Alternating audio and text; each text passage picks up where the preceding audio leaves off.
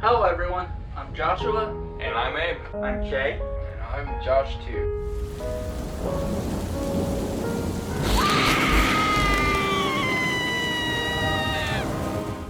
Hello everyone, this is Joshua. And Josh too. And today we're going to be reviewing Psycho 2 from 1983.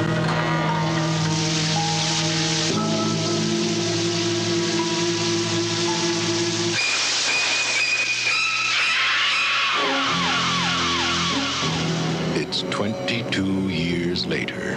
Norman Bates is coming home. Psycho 2.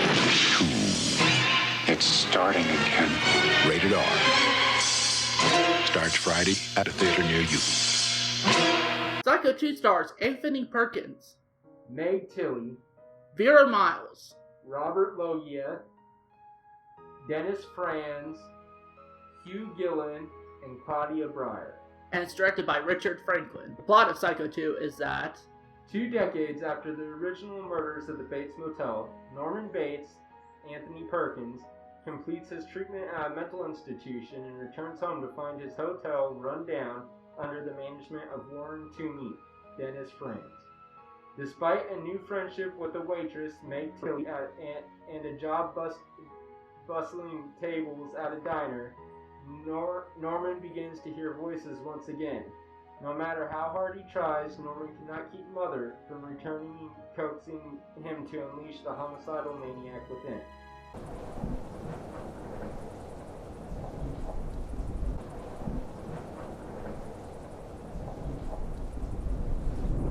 I think definitely Anthony Perkins' acting was pretty on par. yeah, I think, his acting was really good in the first movie, and I think he, Just got better with age. yeah, and he got better with age. I mean, this took place, the original Psycho was filmed, came out in 1960. This one, 1983, so it's been, 22 years Wow. since the original, so... Yeah, and he definitely still seemed to have the... Yeah, he seemed to easily step back into that role Right. after, 22 years of not doing it. And plus, also, I think they brought some new dimensions to the character of Norman Bates in this one and the last one. Right. They really make you feel sorry for Norman. Right. Actually. Well, because he didn't do anything wrong all the way up till the Yeah, and very- he seems to legit trying to... be a productive part of society. Yeah, and it just seems like the rest of the world is not letting him. Right. So, in fact, in this case, Norman Bates is not the villain of this movie. He's actually the main character this time around. It's his friend from the... Well, it starts as his friend from the diner, I think was the... But I think the villain is really, her mother. yeah, her mother, who was a character in the first film. She was the sister of, Janet Leigh's character in the first film. Right. So, and she just wants to see Norman Bates put away for life. Even though he's trying to be better. Yeah, and that's because she's worried about, him killing other people again. Yeah. So, yeah, she really is, the villain of this movie. And I also really did, in terms of other acting, I really did like Meg Tilly, actually. Yeah. Yeah, She I do know she's the sister of Jennifer Tilly. Yeah, from the Chucky movies. Right. So, and honestly, it's as far as I know, that's the only film she was ever in afterwards, Okay. was Psycho 2. And honestly, I wouldn't mind if I to see more of her and other stuff. Yeah. I think she did a really good job. Plus, I really did like the chemistry between Meg Tilly and Anthony Perkins in this movie. Right, it was very believable. Yeah. I'm kind of surprised she hasn't played in anything else. Yeah, good I know. that we see. So, what did you think about the little twist at the big twist at the end? I don't know. On one hand, I think it kind of does mess with the lore of the first film a bit. Okay. But at the same time, too, it's if you're going to do a sequel this many years, it's you, of course, gotta do some differences. Right. Something different. Right. And honestly, because the twist in this movie basically changes everything we knew about Norman Bates and his mother. Yeah. And I think, I think that was actually kind of a ballsy move to do. Right. You know. So, and I think for the most part, they handled it really well. Pretty, yeah. I do know this film was written by Tom Holland, who directed Child's Play and the original Fright Night. And I think this is probably like, I have yet to see Fright Night, but so far this is probably my favorite of his works. Compared to Child's Play? Yeah. Would you agree on that? Definitely, yeah.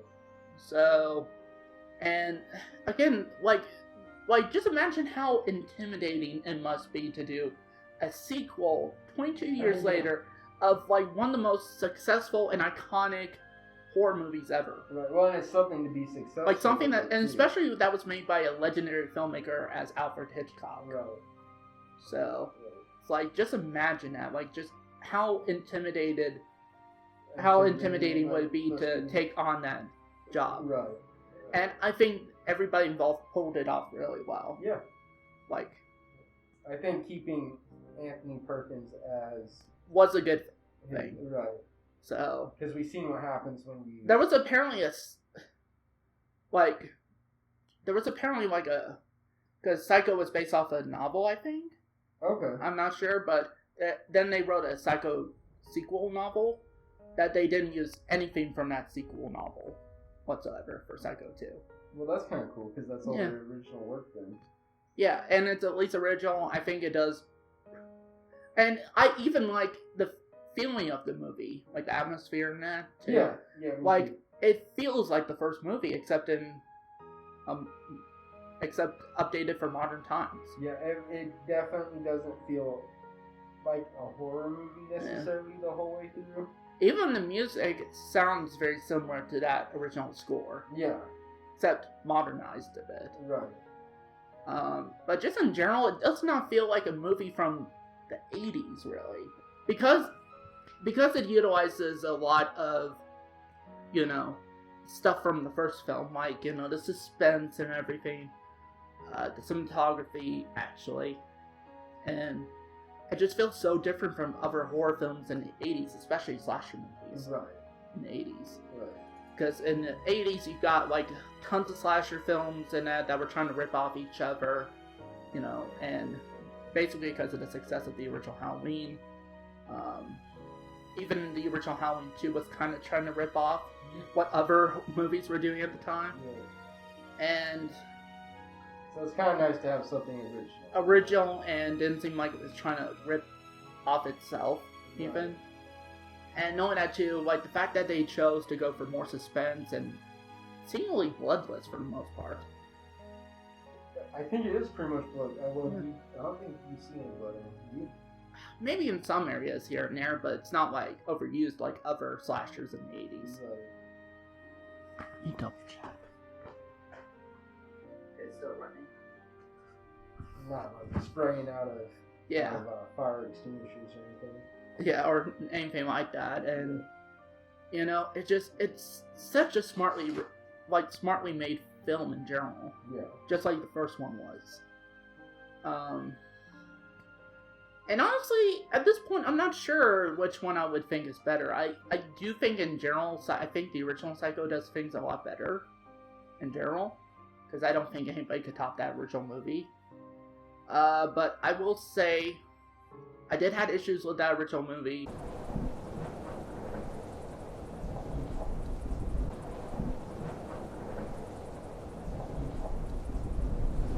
Oh, I have one. So basically, they built up the sister of Marion Crane to be the villain of the movie, and I think she went off pretty pathetically. And so, like they were building her up to be like the main antagonist of the movie, and then they just kind of killed her off rather quick, essentially, in that, and with and honestly with no, it just seems like with no payoff, really. Right.